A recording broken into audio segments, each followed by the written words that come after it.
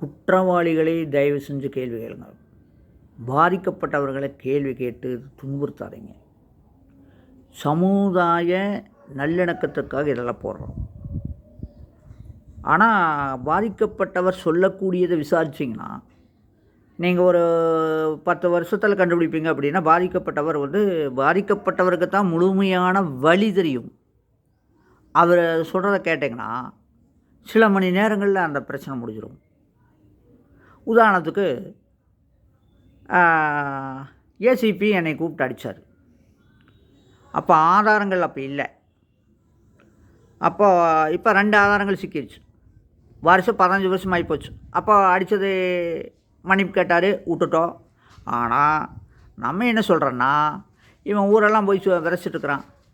ஆறு எங்கள் அக்கா பையன். அப்போது தேன்மொழியோட சொந்தக்கார ஏசிபி விஞ்ஞானின்னு சொல்லக்கூடாதுன்னு அடித்தார். அப்போ கூட இருந்த போலீஸ்காரங்களும் இருக்காங்க.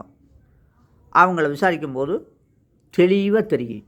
அதை விட்டு போட்டு என்னையவே சொத்து பிரச்சனையா என்ற வருமானத்தை கேட்பது. நான் எல்லாத்தையும் காப்பாற்றினேன், அந்த வருமானத்தை எனக்கு திருப்பி வேணும் அப்படின்னு கேட்குறது சொத்து பிரச்சனை அல்ல. எங்களுக்கெல்லாம் சட்டம்லாம் தெரியாமல் இருக்கிறோம், தெரியக்கூடாது, நீங்கள் தான் அறிவாளி அப்படின்னு ஒரு மமதையில் குற்றவாளிகளுக்கு சாதகமான விசாரணைகளை முடுக்கி விடாதீங்க. தயவு செஞ்சு சொல்கிறேன், அரசு குற்றவாளிகளுக்கு சாதகமாக விசாரணை நடத்தும் அதிகாரிகள் மீது கடுமையான நடவடிக்கை எடுக்கணும் அப்படின்னு கேட்டுக்கிறேன். எதுவுமே நடைபெற்றது. அப்புறம் இன்னொரு சின்ன பாயிண்ட், நம்ம விசாரணைக்கு போகிறோம், விசாரணை நடைபெற்றது அப்படின்னு எழுதிட்டோம்னா அதோட அதை ஃபைல் க்ளோஸ் பண்ணுறக்கு பார்க்குறாங்க. தப்பு. என்ன தீர்வு கொடுத்தீங்க? அரசு கவனத்தில் கொள்ள வேண்டியது, மேலதிகாரிகள் காவல்துறை ஆணையர் மாதிரி இருக்கிறவங்க கவனத்தில் கொள்ள வேண்டியது, நாங்கள் பாதிச்சிருக்கோம். பணபலம் இல்லவங்க கூட யாரும் வரமாட்டாங்க, எந்த கேள்வியும் கேட்க மாட்டாங்க, சல்யூட் அப்படிங்கிறாங்க.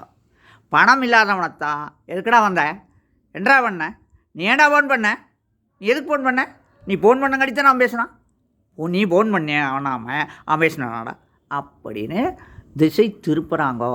யாரை குற்றவாளியாக்குறாங்கோ? அப்பாவிகளை குற்றவாளியாக்கக்கூடிய வேலைகளை இவங்க செய்கிறாங்க. இது தப்பு. இந்த மாதிரி நிறைய விஷயங்கள் இருக்குது, ஒவ்வொன்றா சொல்லுவோம். தீர்வு இல்லாமல் ஃபைலை க்ளோஸ் பண்ணாதீங்க. இவ்வளோதான். நன்றி, வணக்கம்.